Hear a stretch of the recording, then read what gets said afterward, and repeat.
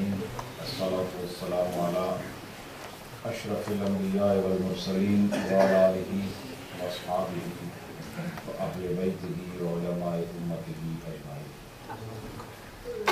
اما بعد، اعوذ باللہ من الشیطان الرجیم، بسم اللہ الرحمن الرحیم۔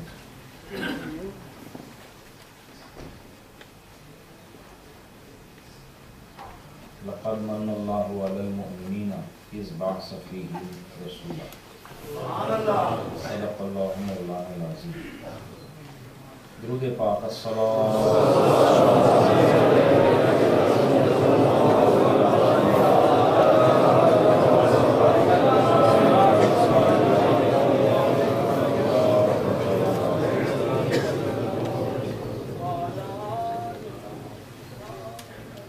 الحمدللہ میری دونوں جانب اہل علم اور محراب و ممبر اور مصلی کے وارث لوگ میرے دائیں اور میرے بائیں بیٹھ کر میرے قوت ایمانی میں اضافے کا سبب بن رہے ہیں۔ بائیں بھی علم ہے، بائیں بھی علم ہے، اور میں یوں سمجھتا ہوں کہ مجھے دائیں بائیں دونوں جانب سے انشاءاللہ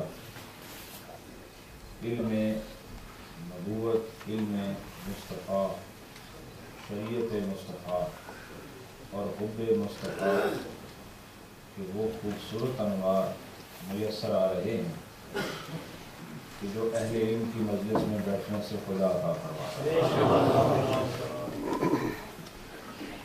حضرت علامہ مولانا غلام مصطفیٰ صاحب قادری، میں یہ کہنے میں حق بجانب ہوں کہ آپ مسجد والے بہت خوش نصیب ہیں کہ اللہ نے آپ کو ان جیسا امام عطا فرمایا۔ یہ صاحب علم بھی ہیں، تو صاحب علم ہونے کے ساتھ یہ مجاہد بھی ہے۔ یہ کبھی وقت آیا تو آپ آزمانا کہ جب کہیں سنیت کی بات ہوئی کہ یہ شخص وہاں پر آپ کو کمپرومائز کرتا ہوا نظر نہیں آئے گا۔ سنیت کی بات ہے، ہر چیز کو داؤ پہ لگانے والے وہ شخصیت ہیں کہ جن کی یہ معمولات اور معاملات میں نے خود دیکھے۔ ان کا مجاہدانہ کردار اس علاقے میں انشاءاللہ ضرور تبدیلیاں لائے گا۔ اللہ ان کے علم و فضل میں برکتیں عطا فرمائے۔ اور قبلہ مفتی شمس الہدیٰ صاحب، ان کے تعارف کے لیے ان کا نام ہی کافی ہے۔ تو کیا خوبصورت اضافت ہے، شمس الہدیٰ۔ اب وہ بھی ہم دیکھ رہے ہیں الحمدللہ ہدایت کی روشنیاں جس طرح ڈیوزبری میں بیٹھ کر آپ پورے برطانیہ میں تقسیم کر رہے ہیں، یہ کسی صرف عالم کا کام نہیں، یہ صرف شمس الہدیٰ کا ہی کام ہے۔ شمس سورج کو کہتے ہیں اور خدا جو ہے یہ ہدایت کو کہتے ہیں۔ تو ہدایت کا سورج یہ صرف نام کے ہی صرف شمس نہیں ہے بلکہ کام کے شمس، کام کرنے والا۔ ہمیں ان علماء کی ضرورت ہے جو کام کریں۔ نام والے بہت پڑے ہوئے ہیں، ہمیں نام والوں کی اب ضرورت نہیں۔ نام کے پیچھے بھاگتے بھاگتے لوگ گمراہ ہو گئے۔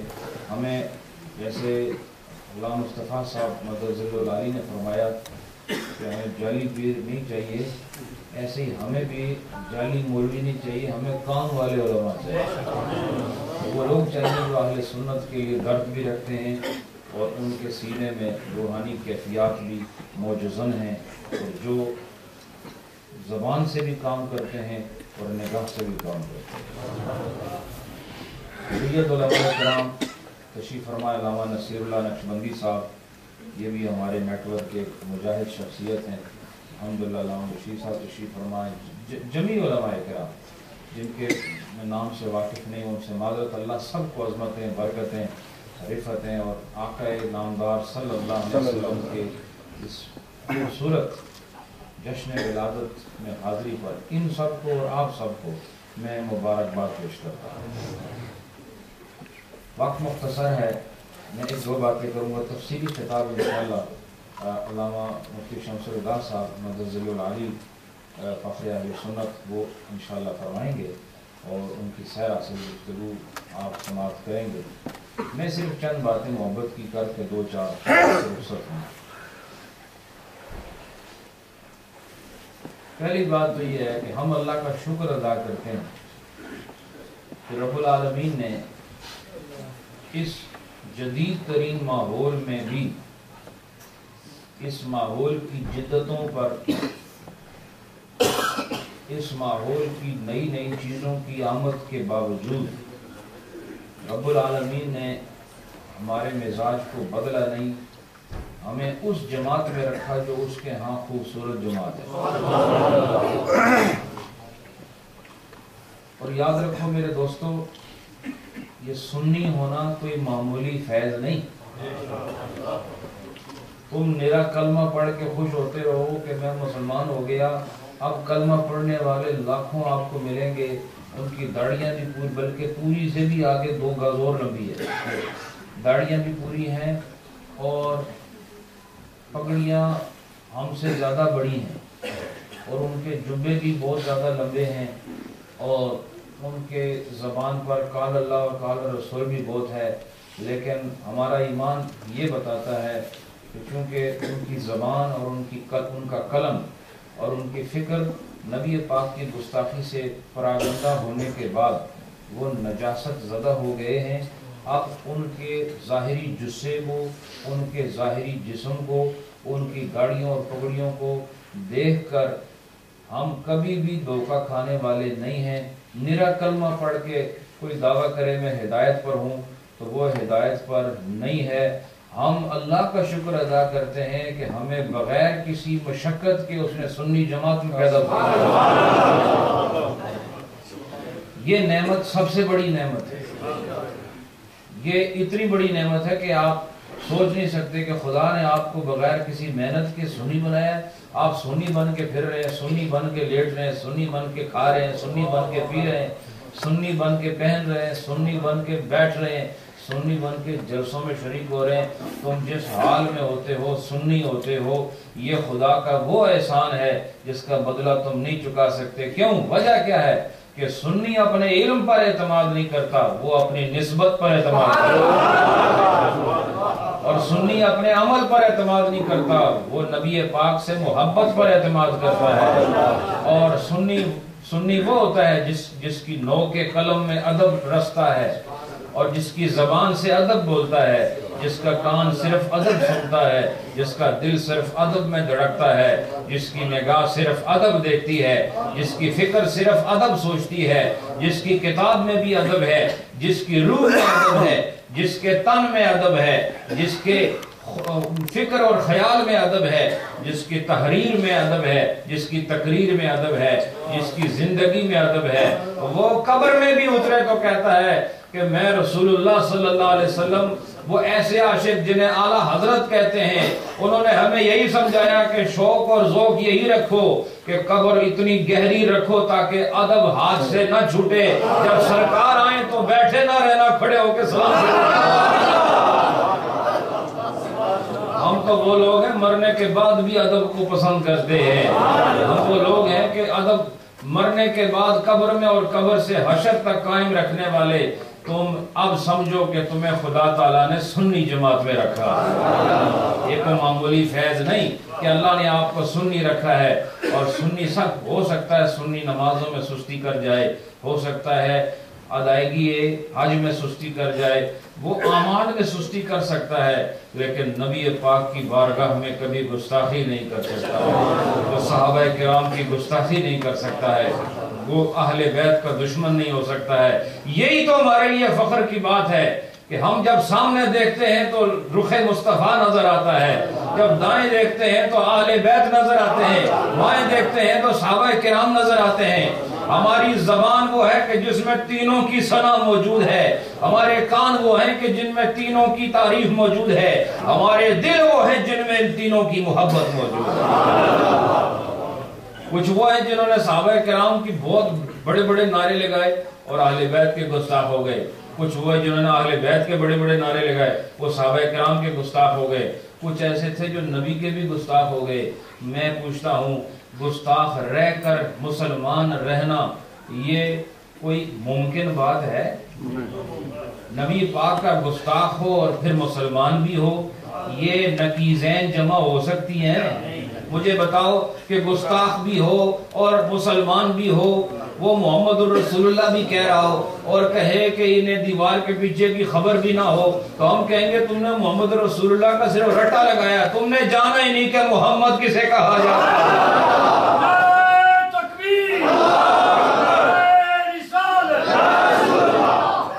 तुम समझे नहीं मोहम्मद किसे कहते हैं। मोहम्मद वो है जो हर दौर में, हर तारीफ, हर वक्त में, हर कर्न में जिसकी तारीफ आम रही हो, जिसमें नक्स का शायबा न रहा हो, जिसमें सिर्फ और सिर्फ तारीफ ही नजर आए, जिसमें ऐब नजर ना आए, उसे मोहम्मद कहते हैं। और दीवार के पीछे नजर न आना, याद रखो, दीवार के पीछे नजर न आना ये ऐब है। क्या है? बोलो ना। और ऐब ऐसा नहीं है कि जिस पर आपको मुजम्मत की जाए, ये अल्लाह ने कानून बनाया है कि आपको दीवार के पीछे नजर नहीं आएगा, लेकिन ये मेरे और आपके लिए है। नबी पाक सल्लल्लाहु अलैहि वसल्लम के हक में ये ऐब है, मेरे और आपके हक में ऐब नहीं है। अजीब बात है कि नहीं? ये किसके हक में ऐब है? नबी पाक के हक में ऐब है। और अगर आप मुझे कहें दीवार के पीछे क्या है तो मैं ना बता सकूं, तो क्या आपने कहना है कि थोड़ी पीरी फारूक होगी? आप बोलो ना, तो कहना है या हजरत अल्लामा खिताब फरमाए और आप कहें जी हजरत साहब तुम दसोगे ये जरा छत है इधर थले कौन कौन खलोता है? वो आखन अल्लाह के बंदे मैंने नहीं पता, तुम कहना मुफ्ती साहब आज मैं थोड़ा फतवा नहीं लेना। बोलो क्या ये जरूरत करोगे? क्यों कि ये हमें नजर ना आना हमारे लिए ऐब नहीं, क्योंकि हम फितरत के मुताबिक चल रहे हैं। ये हमारी फितरत है कि हमें दीवार के पीछे नजर ना आए, हमें दीवार के पीछे, बोलते नहीं आप, हमें दीवार के पीछे नजर ना आए, ये हमारी फितरत है। और नबी को हर चीज नजर आए, ये नबी की फितरत है। हमें नजर ना आए ये हमारी फितरत है, और नबी को हर दम नजर आए ये नबी की फितरत है। और तुम दीवार के पीछे बात करते हो, पसे दीवार की बात करते हो। नबी मस्जिद नबी में बैठकर जन्नत से आगे देखना चाहते हो, तुम दीवार की बात करते हो। वो नबी पसे जन्नत की दीवारों को, सातों आसमानों को उबूर कर गई निगाहे मुस्तफा, और जन्नत के अंदर जाकर नबी मस्जिद नबी के अंदर बैठकर वहां के हालात बता रहे हैं, और हाथ भी बढ़ा रहे हैं, कदम भी बढ़ा रहे हैं, जन्नत में जाने का इरादा जाहिर फरमा रहे हैं। मालूम हुआ कि तुम्हारी फितरत और है, नबी की फितरत और है, तुम्हारी जात और है, नबी की जात और है, तुम्हारी सिफात और है, नबी की सिफात और है, तुम्हारी सूरत और है, नबी की सूरत और है, अरे तुम्हारी कुदरत और है, नबी की कुदरत और है। तुम खुदा की मखलूक आम हो, वो मखलूक भी है, महबूब भी है।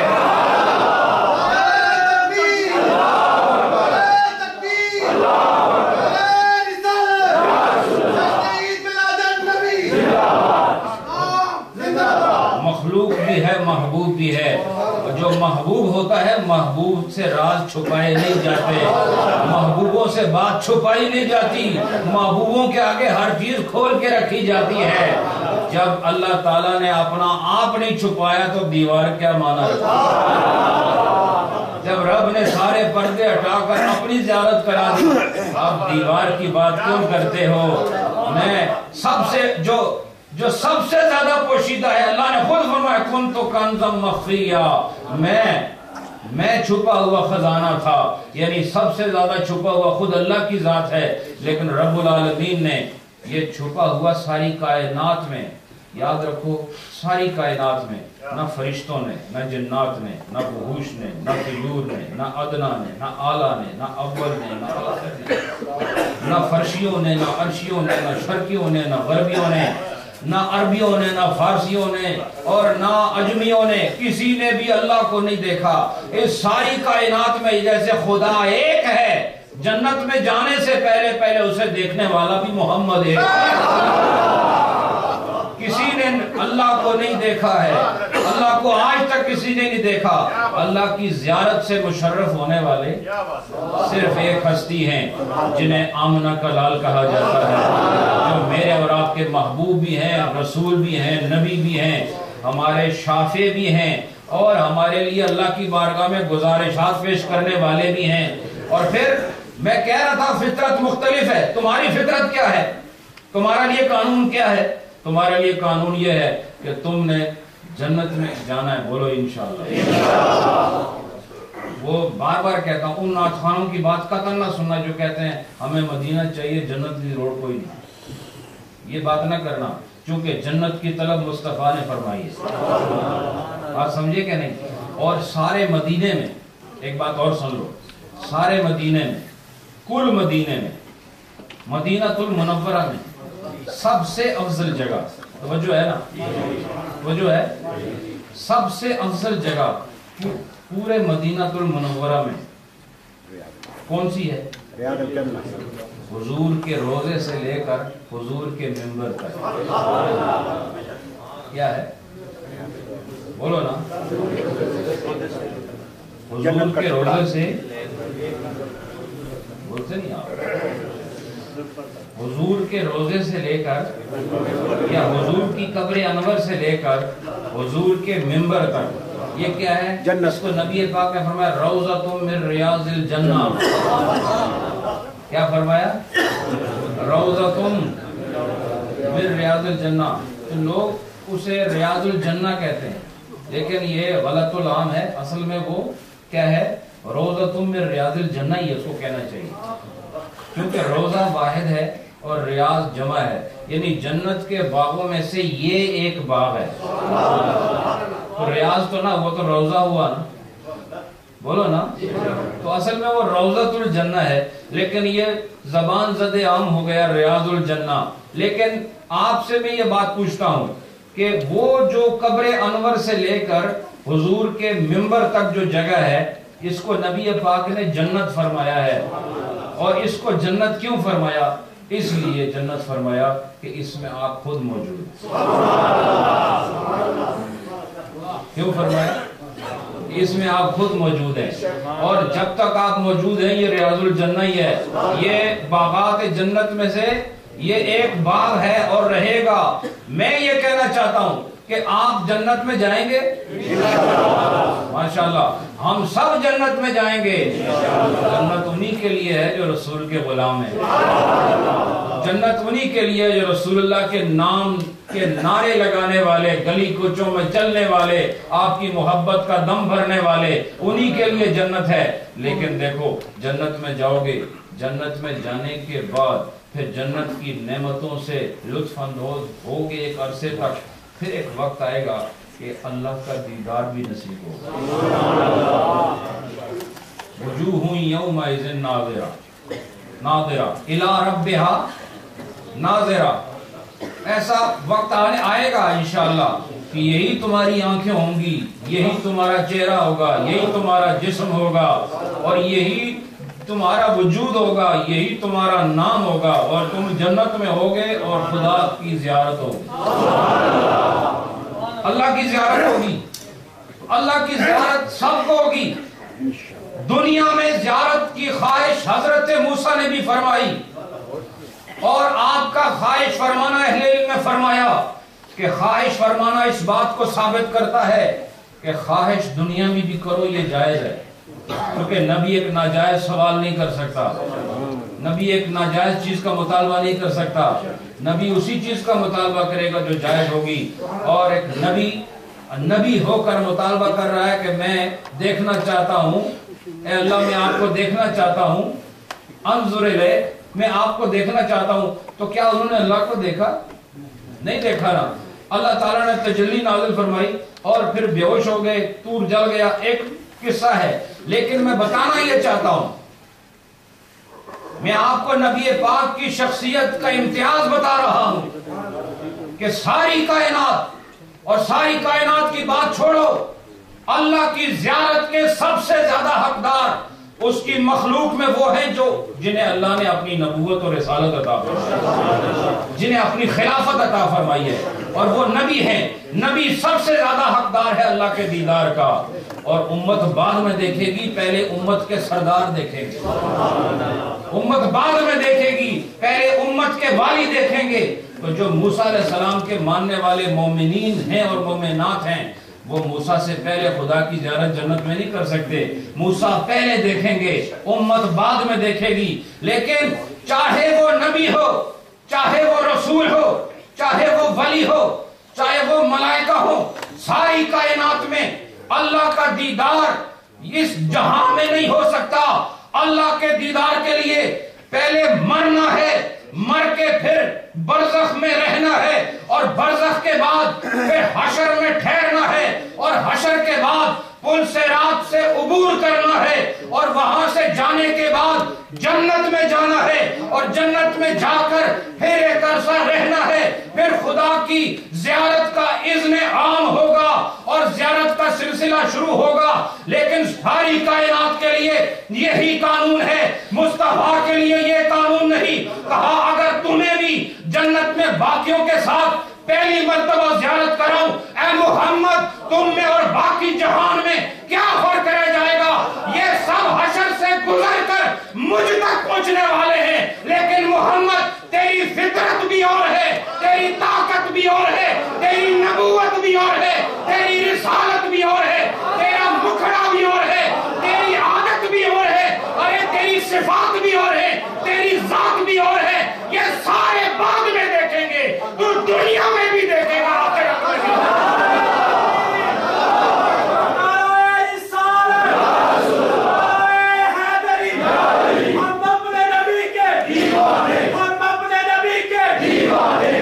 معلوم ہوا نبی پاک کو اپنے جیسا سمجھنے والوں، تم کہتے ہو میلاد کیوں کرتے ہو؟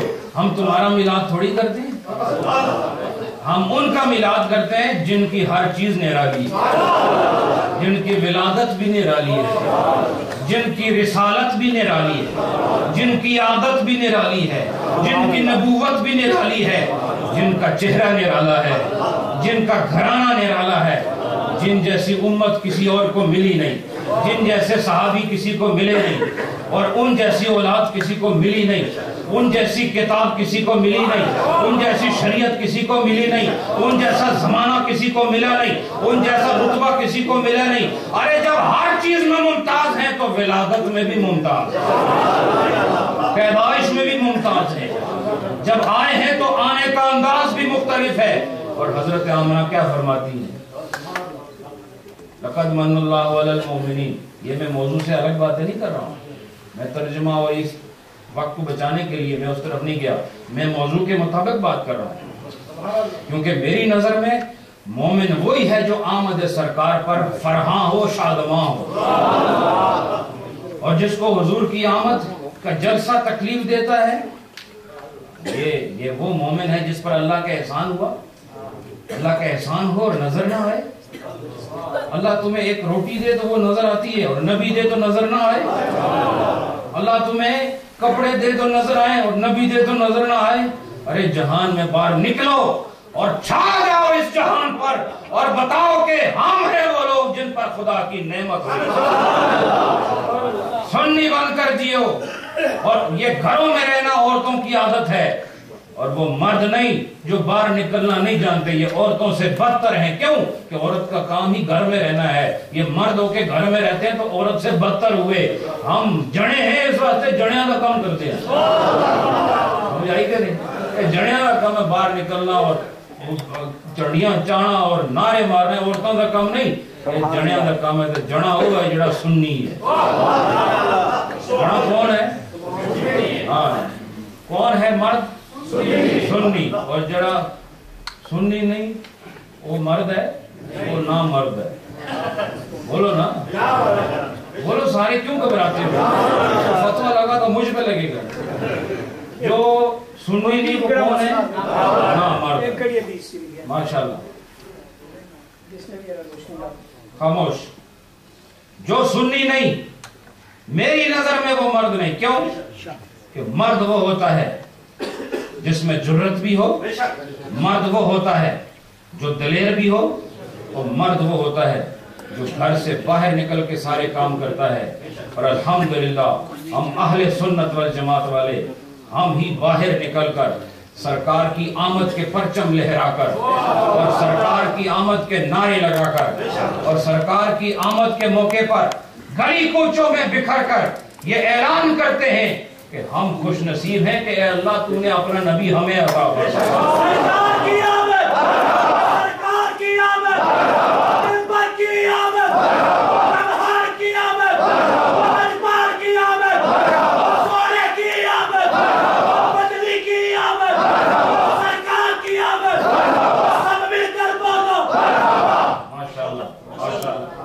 ماشاءاللہ. میرے دوستو،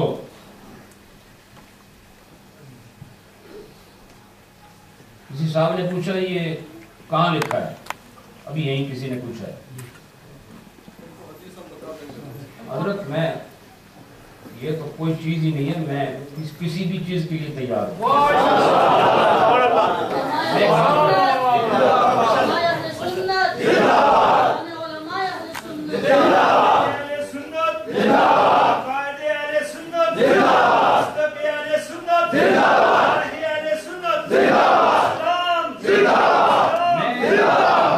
بس اب بات ختم کرتے ہیں. میں ایک بات پوچھتا ہوں کہ انسان ہوتے ہوئے اگر انسان کو جانور کہو، وہ انسان، لیکن اسے کہو کہ آپ تم جانور ہو، تو یہ کہنا جائز ہے؟ نہیں ہے نا. تو ایک مرد ہو اور اس کو عورت کہنا یہ بھی جائز نہ ہو اس اصول کے مطابق کہ انسان کون ہے. میں ایک مسئلے اس کو دوسرے پر قیاس کر کے، اور قیاس مال فارغ نہیں ہوگا حضرت انشاءاللہ. کیا ایک مرد ہو اور اس کو عورت کہنا جائز کیسے ہوا؟ میں آپ کو بتاتا ہوں کہ ایک انسان ہو اس کو جانور کہنا جائز ہے. کیوں؟ انسان ہو، اس کی عقل ہے، شعور ہے، آنکھیں ہیں، ناک ہے، اور اس کی جو خاص صورت ہے، اس کی وجہ سے اسے جانور نہیں کہا جا سکتا، اسے حیوان نہیں کہا جا سکتا، اسے انسان کہا جائے گا. لیکن اللہ تعالیٰ نے قرآن میں انسانوں کو حیوان کہا. اولئک کالانعام، اولئک کالانعام. اللہ فرماتا ہے کس کے لیے؟ وہ جو ایمان کی دولت سے بہرور نہ ہو سکے، ان کی آنکھیں بھی ہے، سر بھی ہے، قد بھی ہے، انسان نظر آتا. اللہ کہتا ہے اولئک کالانعام، یہ جانوروں کی طرح ہے. بلکہ کہتے ہیں بل ہم اضل، جانور تو پیچھے چھوڑا، یہ اس سے بھی آگے نکل گئے. میں کہتا ہوں اگر انسان کو جانور کہنا جائز ہے تو نبی کے میلاد کے منکر کو عورت نہیں، عورت سے بدتر کہنا ہے.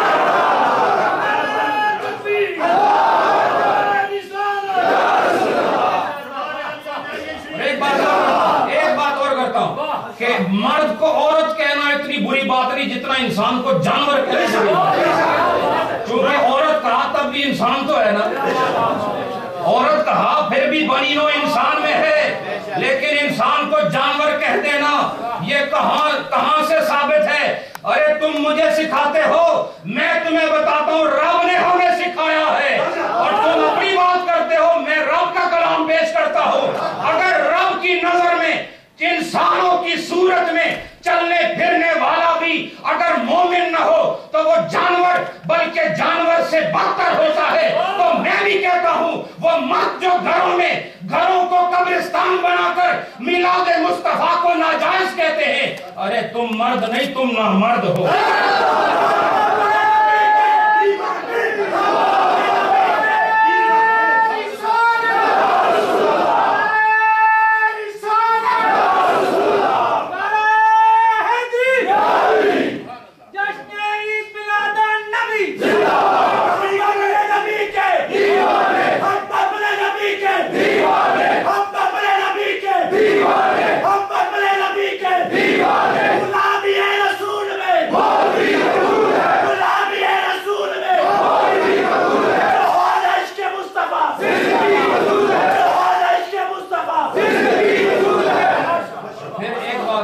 بات میں اپنے بھائی کے لیے کرتا ہوں. میں اس کو بھائی اس لیے کہتا ہوں کہ سنیوں کی مجلس میں بیٹھا اس لیے کہتا ہوں. ایک بات آخری کرتا ہوں، وہ یہ ہے کہ دیکھو عرف عام کا اعتبار ہے کہ نہیں؟ اہل علم بتائیں گے آپ کو عرف کا اعتبار ہوتا ہے کہ جیسے آدمی کہتا ہے کہ وہ فلاں آدمی اتنا بہادر ہے جیسے شیر، تو اگر اس آدمی کو اگر ہم کہیں کہ اب تم شیر ہو جاؤ، تمہارے چفڑ لانے بڑے کن بھی بنانا شیر والے، کیونکہ تو شیر ہو گیا ہے، تو وہ کبھی نہیں مانے گا. یہ اس کو شیر کہنا ایک صفت کی بنیاد پر ہے، وہ کیا؟ جرت، بہادری. اور کہتے ہیں تمہاری آنکھ جیسے ہرن کی آنکھ ہے، میں ہرن کی آنکھ کٹ کے لانا تھوڑے سے بھی، پھر دیکھا کیا چیز لگنے، کیا تو وہ ہرن بن گیا؟ تو یہ صفات کی وجہ سے نام بولے جاتے ہیں. اور عرف کا اعتبار ہوتا ہے، عرف میں جو چیز جیسے معروف ہو جائے، جیسے مشہور ہو جائے، پھر وہ کلام اسی کے مطابق جاری رہتا ہے. اور اس کو نبی پاک کے زمانے سے آج تک اس کو رائج رکھا گیا ہے. عرف معتبر ہے، یہ اہل علم جانتے ہیں، اور اصول فقہ کا ایک روشن اصول ہے کہ عرف معتبر ہوتا ہے. اور عرف میں اس آدمی کو نامرد ہی کہا جاتا ہے جو ہو مرد لیکن بزدل ہو، کیونکہ بزدل کی یہ صفت نہیں ہوتی. اور پھر کہتے نہیں تو جا کے چوڑیاں پال ہے، کہتے نہیں. تو یہ میرے بھائی حدیث کی بات نہ کیا کرو، یہ عرف عام کا اعتبار ہوتا ہے، اور یہ مجمع اہل سنت کا ہے. اور اہل سنت میں ہم آخری بات میں یہ کر رہا ہوں کہ میں یہ چاہتا ہوں کہ تمہارے اندر یہ جو بہار موجود ہے، تمہارے اندر جو یہ چنگاری موجود ہے، تمہارے اندر جو یہ شمع روشن ہے، اس کو کبھی مدم نہ ہونے دینا. قبر کے اندر یہی روشنی ساتھ جائے گی. قبر میں کوئی آپ کینڈل آپ کے ہاتھ میں نہیں ہوگی، قبر میں سورج کا نور نہیں آنے والا، قبر میں چاند کا نور نہیں آنے والا.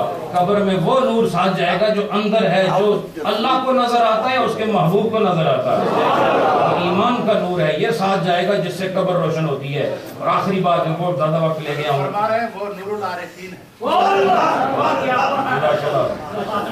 میں آخری بات کر رہا ہوں، پھر انشاءاللہ حضرت علامہ شمس الہدیٰ صاحب اور علامہ غلام مصطفیٰ صاحب اپنے پروگرام کے مطابق گفتگو فرمائیں گے آپ سے. میں آخری بات کر رہا ہوں.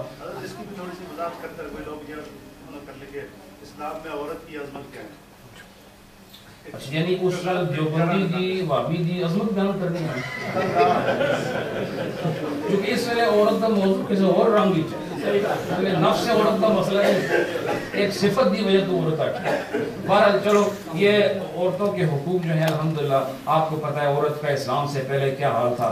نبی پاک رحمت بن کر آئے اور ان کے سروں پر رحمت کی چادر بن گئی.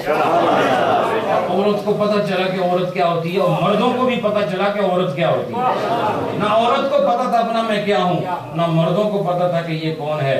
ان دونوں کو اپنا تعارف کرانے والے اور مردوں کو ان کا تعارف کرانے والے وہ ہیں جنہوں نے خدا سے ہمارا تعارف کرایا، وہ جناب محمد صلی اللہ علیہ وسلم. آخری بات کر رہا ہوں، اور وہ درد دل سے کر رہا ہوں، درد دل سے کر رہا ہوں. میں اپنے بھائی سے پھر کہتا ہوں کہ دل پر غبار نہ رکھنا. یہ میں اس لیے کہا کہ آپ کے سوال سے ہو سکتا ہے کئی ذہنوں میں سوال پیدا ہو گئے ہوں، اور ان سوالات کو رفع کرنا ضروری تھا، ورنہ آپ کو جواب دینا میں ضروری نہیں سمجھتا ہوں، اس لیے کہ یہ ایک عام سی بات ہے. میں صرف ایک بات کرنا چاہتا ہوں کہ تمہیں جو چیز کام آئے گی، میں خدا کی قسم اٹھا کر کہتا ہوں، اس مسجد کو گواہ بنا کے کہتا ہوں، آپ سب کو گواہ بنا کے کہتا ہوں کہ سنیت ہی راہ نجات ہے، سنیت ہی راہ نجات ہے. اس سے نہ کوئی مفر ہے نہ مقر ہے، اس کے علاوہ اس سے بھاگنے کا کوئی راستہ نہیں، اور نہ اس کے بغیر کہیں سکون ملنے والا ہے. اس کو نہ چھوڑنا، اور اس کو نہ چھوڑنے کا طریقہ یہ ہے کہ تم الحمدللہ سنی ہو، اور کیا تم نہیں چاہتے کہ تمہاری یہ سنیت سے معمور بہار تمہاری اولادوں میں بھی چلی جائے؟ باپ وہ نہیں ہوتا جو اولاد کو اچھے کپڑے خرید کے دے اور نیکسٹ اور ڈیبنم کے کپڑے اور بوٹ لا کر کہے کہ مجھے بڑا سونا ہے. یہ کوئی محبت نہیں ہے. محبت یہ ہے کہ اس کی قبر بچاؤ، محبت یہ ہے کہ اس کا حشر بچاؤ، محبت یہ ہے کہ اس کے اندر خوشبو محمد پیدا کرو، اس کے اندر خوے محبت پیدا کرو، اس کے اندر بوئے محبت پیدا کرو، اور اس کے روح میں روح محمد پیدا کرو. کیسے ہوگا وہ کیسے ہوگا؟ تمہارے بچے، تم کیسے سنی رہے اور تمہارے اندر سنیت کی بہار کیسے قائم رہی؟ کوئی فرشتہ کان میں اذان دیتا ہے آپ کو؟ یا راتوں کو آپ سارے اللہ کے ولی بڑے بڑے خواب دیکھتے ہیں، کوئی بغداد شریف پہنچا ہوتا ہے آپ میں سے، کوئی مدینہ شریف ہوتا ہے، کوئی اجمیر شریف پہنچا ہوتا ہے، کوئی سرہند شریف ہوتا ہے، آپ میں سارے صاحبان پرواز ہو کیا؟ کوئی نہیں ہے نا۔ طریقہ کیا تھا کہ جو تمہارے والدین تھے انہوں نے تمہیں ان کے حوالے کیا جن کے اندر سنیت کا نور ہو۔ انہوں نے تمہیں کبھی ایسی جگہ نہیں بھیجا جہاں پر گستاخی اور بے ادبی قرآن کو پڑھانے کے بہانے سکھائی جاتی۔ اس لیے اپنے بچوں کو صرف سنی بے شک تمہیں 3-4 میل ڈرائیو کر کے آنا پڑے، یہ 4 میل کی ڈرائیو آسان ہے، قبر کا راستہ مشکل ہے۔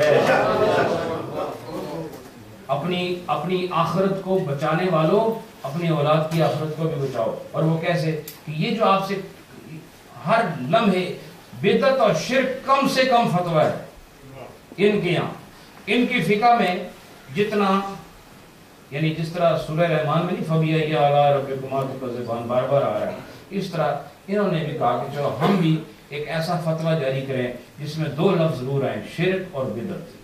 شرک اور بدعت، یہ ایسا نہ ہو کہ ایک وقت ایسا آئے کہ کسی بچوں کے نام بھی شرک اور بدعت رکھنا شروع کر دیں۔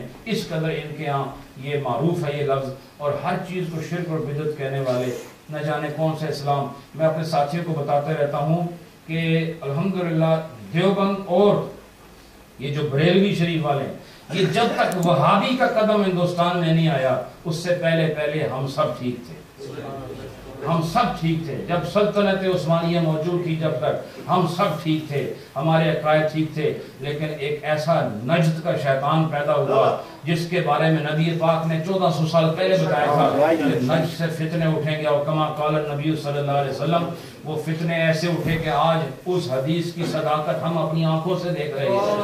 اور فتنے اٹھے اور یہ 2 جماعتیں بن گئی، ایک دیوبند اور ایک بریلوی، اور یہ بنی کی ان کی خباثت کی وجہ سے وہ آئے۔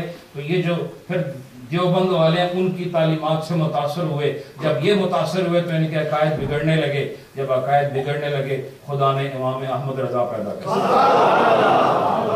وہ پیدا نہ ہوتے تو آج میرے تمہاری یہ بہار قائم نہ رہتی، یہ ساری بہاروں کے سرخیل اور اس پورے قافلے کے سپہ سالار اور محبت کے اس جیش محبت کے سالار جو سب سے آگے نظر آتے ہیں، جنہوں نے ہماری جان بھی بچائی ہے، ہمارا ایمان بھی بچایا ہے، وہ امام احمد رضا خان بریلوی ہے۔ وہ نہ آتے تو آج نہ جانے آپ بھی ان چیزوں کو شرک اور بدعت کہہ رہے ہوتے۔ اپنے بچوں کا مستقبل روشن رکھو، وہ انجینئر بنے یا نہ بنے، وہ ڈاکٹر بنے یا نہ بنے، وہ پروفیسر بنے یا نہ بنے، لیکن وہ سنی بنے، یہ بہت ضروری ہے۔ کیونکہ ڈاکٹر نہ بنا تبھی آپ میں سارے ڈاکٹر سارے پروفیسر بیٹھے ہوتے ہیں، ہیں نا کچھ پروفیسر، لیکن سارے تھے نا پروفیسر،